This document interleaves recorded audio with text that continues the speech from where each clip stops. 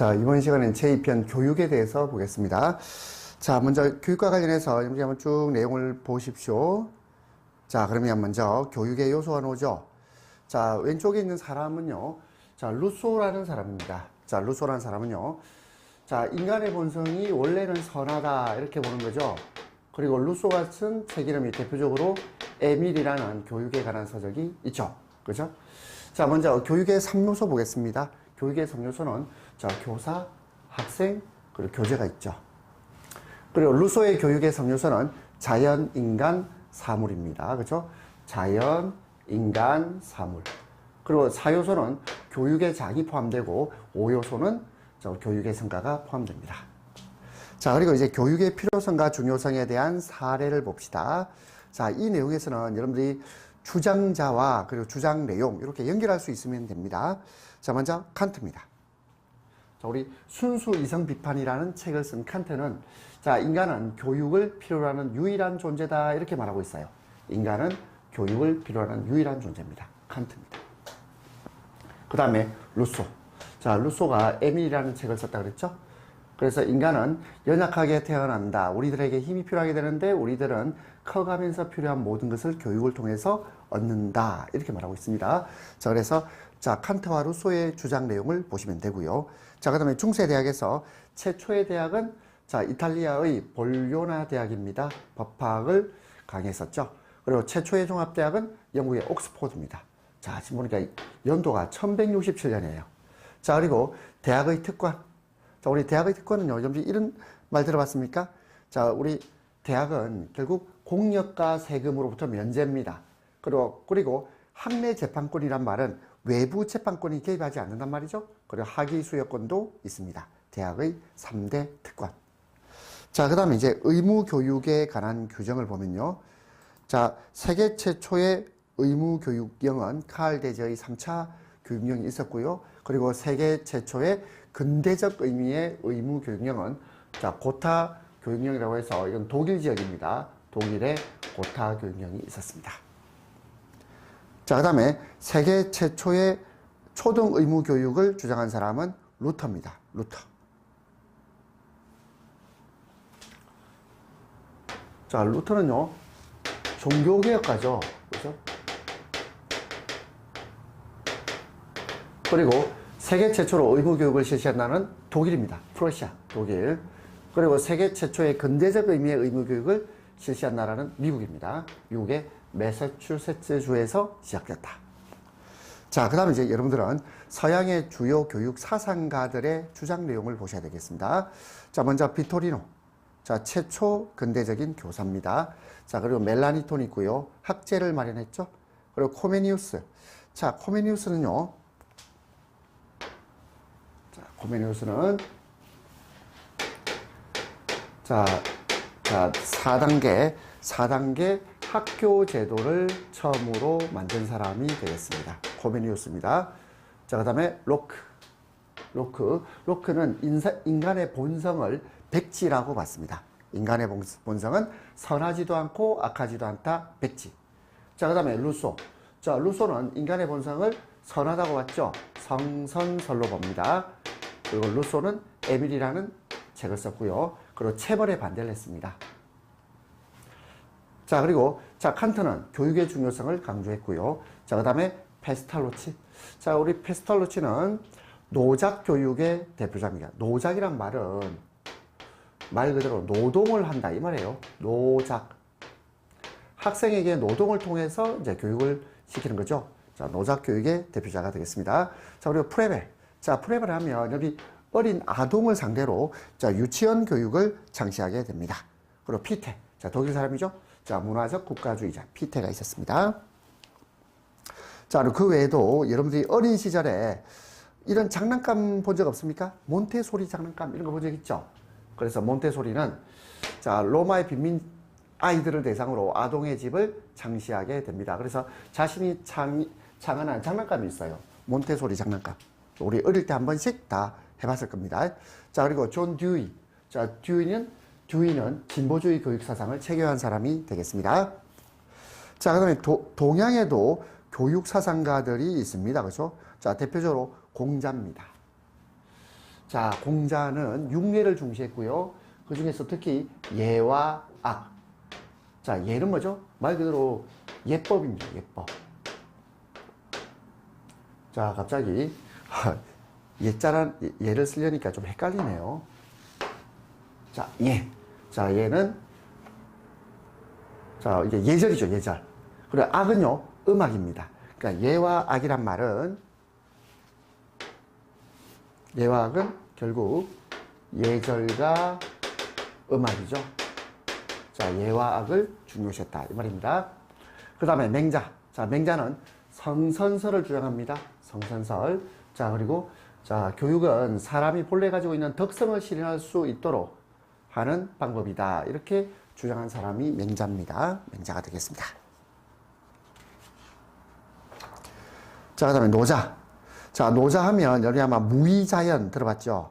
그래서 모든 인공적인 형식을 피해서 겸허, 무사. 무사란 말은 사사로움이 없다 이 말이죠. 그리고 부진, 끝이 없다 이 말입니다. 끝이 없다. 자연으로 돌아가는 사상이 노자 사상이 되겠습니다. 자, 그리고 육례에서 예. 자, 제가 아까 한자 쓰다가 말했는데 예가 이렇게 쓰죠. 예, 그리고 악. 그 다음에 사는 활쏘기, 서는 글쓰기, 어는 말타기, 수는 산술 공부 이렇게 되겠습니다. 자, 그 다음에 우리나라의 교육 제도를 유래를 한번 쫙 살펴봅시다. 자, 먼저 태학입니다.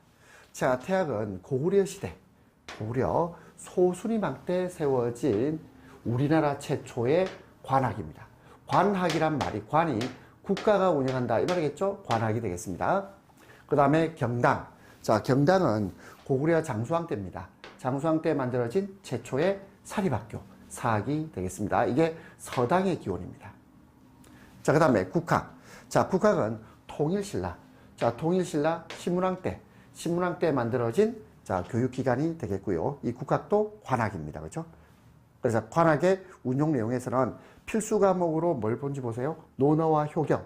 논어와 효경을 공부했죠. 수업연한은 9년이고요. 자, 주로 누가 입학했을까요? 누가 입학했을까요? 귀족들의 자제가 입학을 하게 되고요. 그리고 육두품들이 주로 입학한 것으로 보입니다. 그리고 이 국학의 명칭 변화가 신문왕 때 국학이었던 것이 경도왕 때는 태학감, 다시 해공왕 때는 국학으로 다시 돌아오게 되죠. 자, 그 다음에 고려시대. 고려시대의 국립교육기관으로서는 국자감이 있었습니다. 국자감. 자, 국자감이 있는데 이 고려시대의 국립교육기관인데 이것이 고려 중기로 오면서 많이 이렇게 약화되는 경우가 있습니다. 그리고 이 국자감의 입학 자격을 보세요. 입학 자격은 어떻습니까? 자, 이것은 신분에 따라서 입학하고 있다는 걸 알 수 있죠.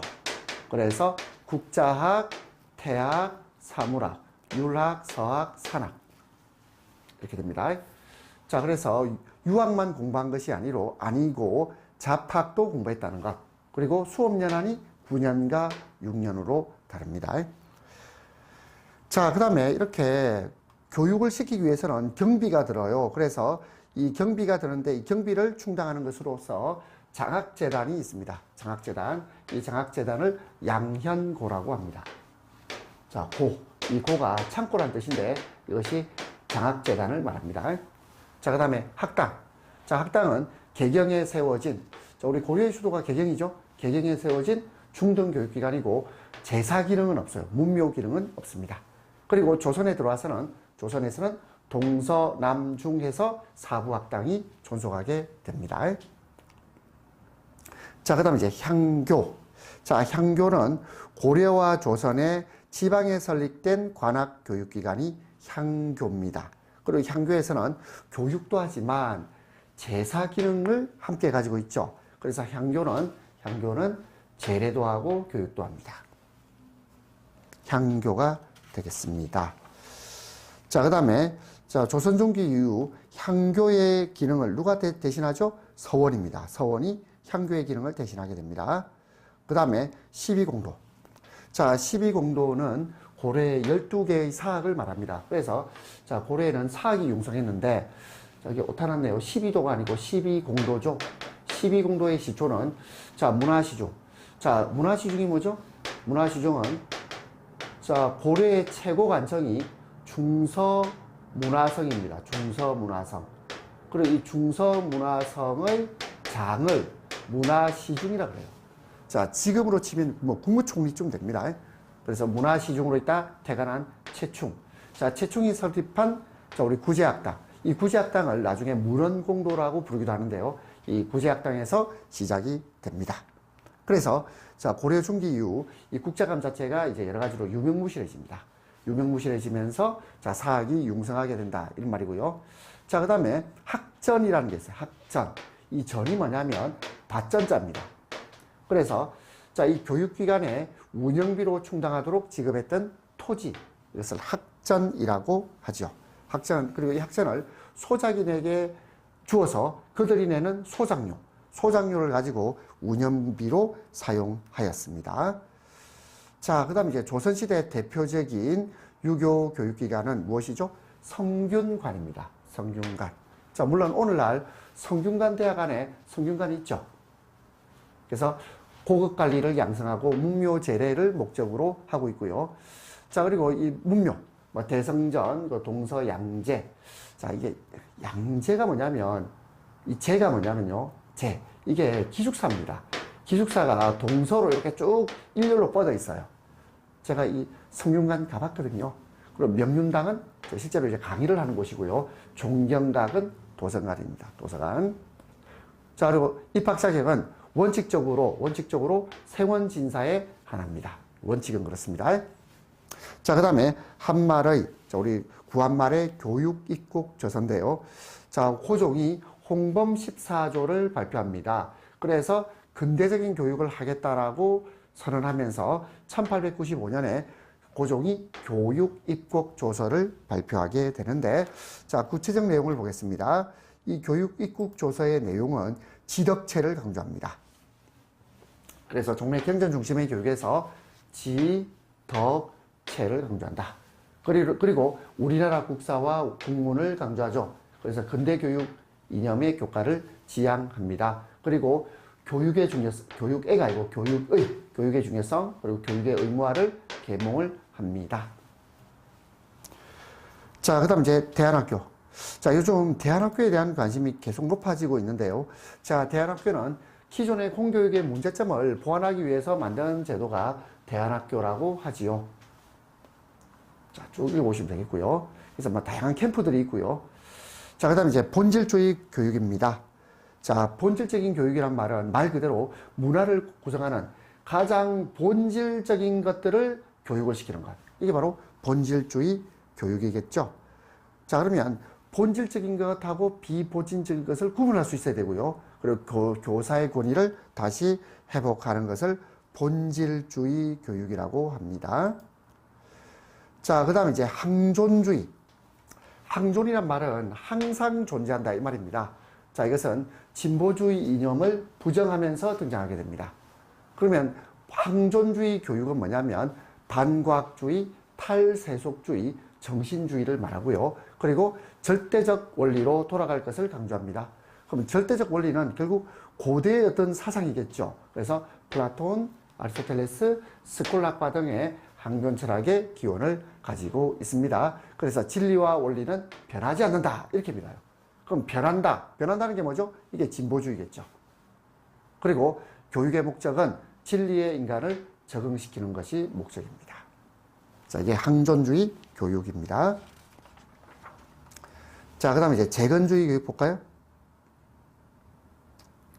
자, 재건이란 말은 다시 세운다 이 말인데요. 자, 이것은 자, 우리 인류의 미래는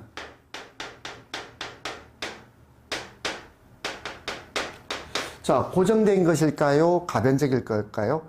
가변적인 거겠죠. 자, 인류의 미래는 인류의 능동적인 작용, 인류의 능동적인 선택에 의해서 이루어진다고 믿는 것, 이것이 재건주의 교육입니다. 인류의 미래는 인류의 능동적인 선택에 의해서 만들어진다. 자, 이것이 재건주의 교육이 되겠습니다. 그래서 재건주의 교육은 목표 중심의 미래지향적인 철학입니다. 자, 그 다음에 자연주의 교육 볼까요?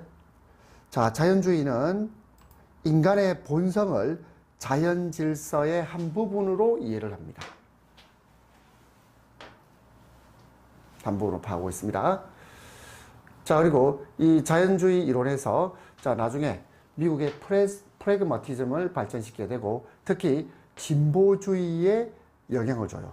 이 자연주의 교육은 나중에 진보주의에 영향을 주게 됩니다. 그리고 대표적인 자연주의 교육 사상가로서는 자, 루소가 있고요. 그리고 페스탈로치가 있고요. 그리고 스펜서가 있습니다. 자, 지금 스펜서 하면 사회 진화론, 그리고 또 사회 유기체설, 이걸 강조했던 사람이죠. 자, 그 다음에 실용주의 교육 보겠습니다. 자, 실용주의는요, 인간의 본성이 유동적이고 가역적이다, 이렇게 봅니다. 인간의 본성은 유동적이고 가역적이다. 얼마든지 바뀔 수 있다, 이 말이겠죠. 그리고 교육의 목적은 성장에 있어요. 성장. 그리고 이 실용주의 교육은 방법을 중시하고 실험을 중요시합니다. 자, 그 다음에 실제주의 교육. 자, 실제란 말은 어떤 뜻이냐면 실제로 존재한다, 이 말입니다. 실제로 존재한다. 그래서 사물은 사람들의 지각, 느끼는 것하고는 별개로 존재한다. 이렇게 보고 있는 것이 실제주의 교육이 되겠습니다. 자, 그리고 자, 우리도 다른 사물과 같이 많은 사물들 중에서 실제한 존재로서 지금 존재하고 있다, 이 말이죠. 자, 그 다음에 이제 교육 자료 수집 방법에 대해서 보겠습니다. 자, 교육 자료 수집 방법을 보면요. 자, 질문지법, 면접법, 관찰법이 있는데 일단 여러분들은 이렇게 구분할 수 있죠.